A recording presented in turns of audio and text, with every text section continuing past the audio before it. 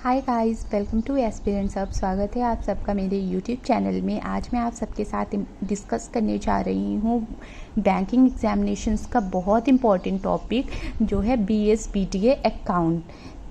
BSBDA, ठीक है, जिसे कहते हैं basic saving bank deposit account. ये बहुत इंपॉर्टेंट टॉपिक है। इससे बहुत सारे क्वेश्चंस आपको मेंस एग्जामिनेशन में देखने को मिलेंगे, साथ ही इंटरव्यू में भी आपसे एग्जामिनर पूछ सकता है इस बारे में। ठीक है, तो चलिए स्टार्ट करते हैं इस वीडियो में। साथ ही में मैं चाहूँगी कि आप प्लीज़ इस वीडियो को लाइक करें अगर आपको पसंद आता है तो, और इस चैनल को भी सब्सक्राइब करें जिससे कि आने वाले वीडियोस की नोटिफिकेशन आपको टाइमली मिलती रही। कभी कभी क्या होता है, मैं कोई वीडियो अपलोड करती हूँ, आप तक इन्फॉर्मेशन नहीं पहुँच पाती है, तो ये आप अगर चैनल सब्सक्राइब कर लेंगे तो आपको सारी नोटिफिकेशंस ऑलरेडी मिल जाएंगे और आप इस वीडियो को टाइम से देख पाएंगे और अपने नोट्स भी बना पाएंगे। तो चलिए इस वीडियो को स्टार्ट करते हैं। सबसे पहले बात की जाए तो BSBDA का फुल फॉर्म आपको लर्न करके रखना है, जो है basic saving bank deposit account. Basic saving bank deposit account, basic saving bank deposit account. ये आप 3-4 बार बोलोगे तो आपको खुद ये लर्न हो जाएगा।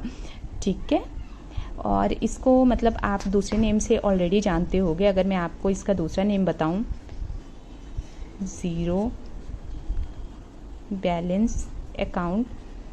अब आपको पता चल गया होगा इसके फीचर्स। ठीक है, तो बस ये ज़ीरो बैलेंस अकाउंट ही है जिसका नेम चेंज करके बाद में BSBDA कर दिया गया। तो आप इसे ज़ीरो बैलेंस अकाउंट भी कह सकते हो या फिर आप इसे नो फ्रिल अकाउंट भी कह सकते हैं। इस अकाउंट का नीड क्या हुआ, सबसे पहले तो मैं ये आपको बताना चाहूँगी कि अकाउंट्स बने कैसे। देखिए, हमारे कंट्री में जो इंडिया है, यहाँ पे हर तरह के लोग रहते हैं। एक तो रहते हैं कि मतलब high income group, middle income group, lower income group. तो बहुत सारे जैसे हायर और मिडिल वालों को तो कोई इशू नहीं है, ये अपना जो बैंक में मिनिमम बैलेंस होता है 1K या 2K जो भी रहे बैंक टू बैंक, वो डिपेंड करता है, ये मेनटेन कर लेते हैं। लेकिन इस ग्रुप की अगर बात किया जाए तो ये जो मिनिमम बैलेंस होता है बैंक में, ये मेंटेन नहीं कर पाते थे, तो इस वजह से ये अपना अकाउंट ओपन भी नहीं कराते थे बैंक्स में। तो गवर्नमेंट को लगा कि सारे लोगों को, मतलब पूरे कंट्री को, हर इनकम ग्रुप के लोगों को बैंक से जोड़ने के लिए पहले तो उनका अकाउंट बैंक पे होना चाहिए, तभी वो गवर्नमेंट की स्कीम्स में ट्रस्ट करेंगे आगे जाके। मतलब अच्छा रहेगा कंट्री के लिए भी, ग्रोथ के लिए सारे लोगों को बैंकिंग से जोड़ना है। तो इसके लिए गवर्नमेंट ने ज़ीरो बैलेंस अकाउंट या फिर नो फ्रिल अकाउंट बनाया है कि अगर आपके मिनिमम बैलेंस मेंटेन नहीं भी करते हो तो आपका अकाउंट फ्रिल नहीं होगा, या फिर इन अकाउंट्स में आपको कोई मिनिमम बैलेंस मेंटेन करना ही नहीं पड़ता था, राइट। तो ये कंसेप्ट आया आपका 2005 में इसको नो फ्रिल अकाउंट के नेम से ही जाना जाता था, या फिर स्टूडेंट्स अकाउंट के नेम से भी आप जानते थे। जैसे कि लेट सपोज जब मैं ही थी अपना ग्रेजुएशन करने अपने सिटी से बाहर गई थी, तो फिर मेरा भी यही अकाउंट ओपन हुआ था, क्योंकि तब मैं भी मिनिमम बैलेंस मेंटेन नहीं करती थी। Obviously I was not a salary person that time, तो इसलिए ये बहुत इम्पोर्टेंट गवर्नमेंट का एक इनिशिएटिव था पब्लिक के लिए। तो इसकी बात किया जाए तो मिनिमम BSBDA अकाउंट भी आपके 2 टाइप्स के होते हैं। मैं दोनों यहाँ पे आपको इलैबोरेट कर देती हूँ।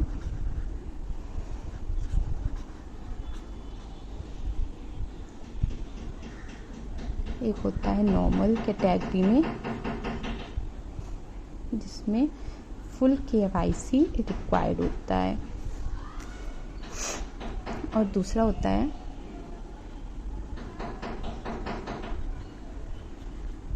Small BSBDA।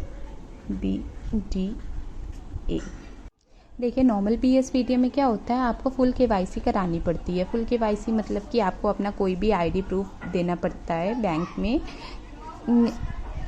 आपको नो योर कस्टमर एक फॉर्म होता है, वो फिल करना पड़ता है, जैसे कि बैंक के पास आपकी पूरी डिटेल्स रहती है। और स्मॉल BSBDA में क्या होता है कि आपका इसमें जब कोई ID नहीं होता है तो आप स्मॉल BSBDA ओपन करा सकते हो। व्हेन नो ID, ठीक, इसमें एक सिंप्लीफाइड KYC फॉर्म रहता है, वो आप KYC फॉर्म फिल करोगे, लेकिन कोई आप ID प्रूफ इसमें नहीं दे पाओगे, क्योंकि ऑब्वियसली आपके पास कोई ID उस टाइम होती ही नहीं है। लेकिन बाद में ये टेम्परेरी टाइम के लिए होता है। जैसे ही वो टाइम आपका फिनिश होता है, आपको या तो अपनी KYC ID मतलब दे के अपनी इसको फुल KYC करा के नॉर्मल PSPDA अकाउंट में कन्वर्ट कराना पड़ता है, नहीं तो ये आपका अकाउंट आपका क्लोज़ हो जाता है। अब मैं आपको BSPDA अकाउंट की लिमिटेशंस बता देती हूँ कि आप मैक्सिमम इसमें 1 lakh rupees per year deposit कर सकते हो, उससे ज़्यादा नहीं, ठीक है। ये सारी लिमिटेशंस बहुत मतलब सोच समझ के गवर्नमेंट ने बनाई है, जिससे कि अब गवर्नमेंट मनी लॉन्ड्रिंग जैसी चीज़ों को कंट्रोल में रख सके। अदरवाइज़ क्या होता है, टेररिस्ट फंड ये सब चीज़ें हो सकती हैं ना, कि बिना आईडी के आप अकाउंट ओपन कर रहे हो, फिर उसमें कितना पैसा कहाँ से आ रहा है कुछ डिटेल्स नहीं रहेगा। इसलिए गवर्नमेंट ने ये सारे रेगुलेशंस बनाए हैं जो कि काफ़ी अच्छे हैं। इस अकाउंट में कभी भी आप 1 लाख रुपए से ज़्यादा एक साल में डिपॉजिट नहीं कर सकते हो। देन इसका जो मैक्सिमम बैलेंस होता है आपका 50,000 से ज़्यादा कभी भी नहीं होना चाहिए किसी भी टाइम पे, ठीक है, जो कि आपका बैलेंस होगा। और आप इसमें मैक्सिमम विड्रॉ कर सकते हो 10,000 रुपीज़ पर मंथ।